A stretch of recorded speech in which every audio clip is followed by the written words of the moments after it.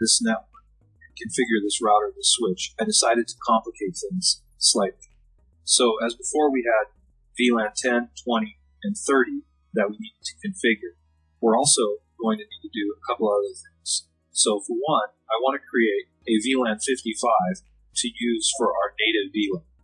Now on the CCNA, you're required to know how to configure the native VLAN basically on the switch, and also if there's a trunk to a router, how to do that as well. So the native VLAN is used for backwards compatibility with devices that cannot carry VLAN tags or the VLAN ID across a trunk, right? So there's certain other types of devices that you could connect to the switch that cannot tag the 802.1q protocol, and so VLANs are not supported. So if that traffic tries to go across the switch, it'll be put on the native VLAN, and then when it goes across the switch, it won't be given a VLAN tag, it won't be given the VLAN ID. So this is backwards compatibility with devices that, or not necessarily backwards, but devices that cannot support VLAN 802.1q tagging.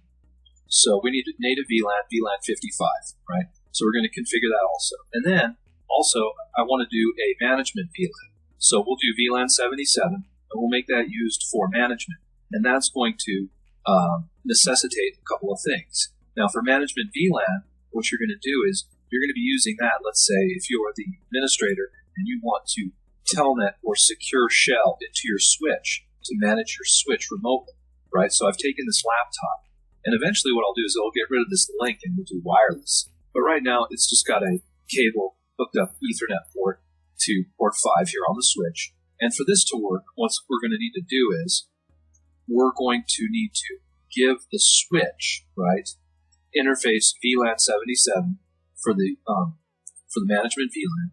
So we're going to have to configure that on the switch.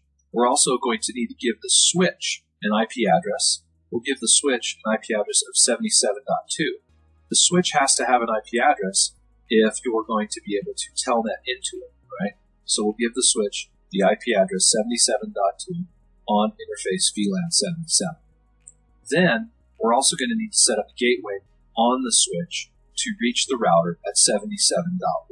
So these configurations right here will be for the switch. And we're going to need to give an IP address, of course, to our device here. Let's say 192.168.77.100. All right. And not only that, but now I've added two more sub-interfaces that we're going to need on the router. We're going to need sub-interface 55 and sub-interface 77 for the router to be 192.168.55.1 and 192.168.77.1, right? And so then the switch will be 77.2. And then this management machine right here, this laptop, will be 77.100. And of course, the switch at this point will need a gateway of 77.1. Okay, so this configuration is going to go on the switch also. And let's get started. Okay, so I clicked on the laptop, and I'm configuring the IP address for the laptop, 77.100, subnet mask, and gateway 77.1. So we can close that, and then close that. So now the laptop is fully configured. Okay, so let's do this thing in steps. So I've got up here steps, switch. We'll start with the switch. And the first thing we'll do is configure the VLANs.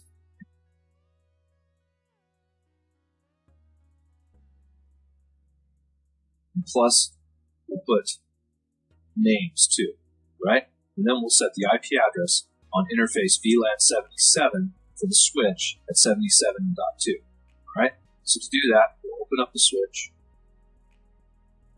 go to the command line interface here, type enable, conf t to get to global config mode, and we need to set up our VLANs, right? So we've got VLAN 10, 20, and 30, right? So we'll say VLAN 10, and then we'll give it a name, and we'll say VLAN 10 is for students, okay? And then we'll say VLAN 20, and we'll say that's for faculty, okay? Oh, wait, I have to do VLAN 20 first, hit enter, then name faculty. And VLAN 30. We'll call that name administration. Okay. Then let's say VLAN 55. And this is going to be name, we'll call it native. Alright?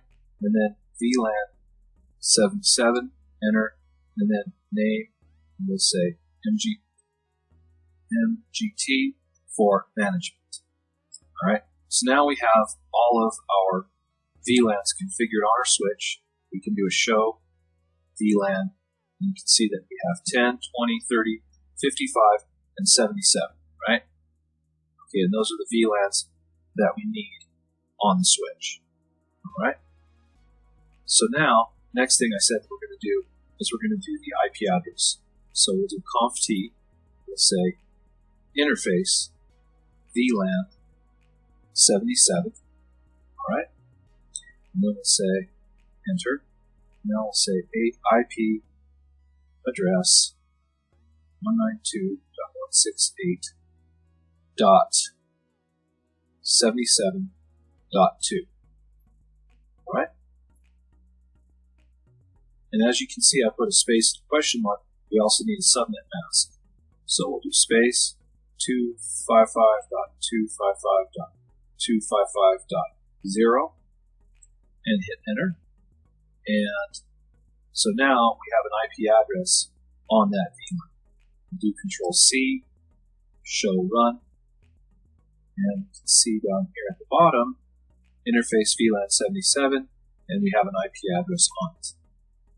Okay, so now, right, you've got the VLANs, the names, we have the IP address on interface VLAN 77. Let's set up right now, also, the default gateway. Alright, so the default gateway. Alright, go back into the switch, and go to conft, the global config mode, we'll type in IP, and the space and the question mark, and then you can see there it is, default gateway, right? So, say default dash tab gateway question mark, and it wants the IP address 192.168.77.1, which will be the router eventually once we configure it. Let's see if it needs a subnet mask. It does not. It just says CR carriage return. So just hit enter, and now we've got a default gateway configured on the switch. Let's see if it shows in running config. You can see it, you can see it, see it. IP default gateway, there it is, in running config. Okay, what to do next? Now that we have steps 1, 2, and 3 done, I've listed steps 4, 5, and 6. We're going to need to configure the trunk right here. Then we're going to need to configure the trunk native VLAN. Now I put that down there because that's a separate configuration, kind of, and you have to make sure that you set up the native VLAN on the trunk. And then we're also going to need to configure the switch ports and the VLANs for the switch ports. And so you'll see what I mean right now. So we'll do this right now.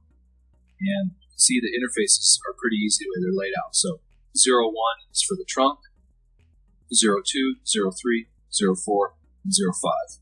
Okay, so it kind of just goes like that, counterclockwise. So let's say conft and say interface FA0/1 tab completion switch port mode trunk. Alright, so now it's a trunk. Then we say up arrow, say switch port trunk allowed VLAN. We'll say VLANs, we'll just say all VLANs, so 1 through 1005. Okay, so now all those VLANs are across. And then we'll say switch port, I'll get an up arrow and then backspace, switch port trunk. Okay, question mark, there it is, native. Native, space, question mark, VLAN, right? Question mark, and then the number, 77. So there's the command, switch port trunk native VLAN 77. Okay, so now we have the native VLAN configured on that trunk port. All right, all we have to do now is configure the rest of the interfaces that we need. Just hitting enter, enter, enter. So now say interface FA0/2 switch port mode access. Say up arrow switch port access VLAN 10. Because the port 2 needs to be an access port, and it needs to be on VLAN 10 so that this host on the 10 network is going to be on VLAN 10, right? Okay, so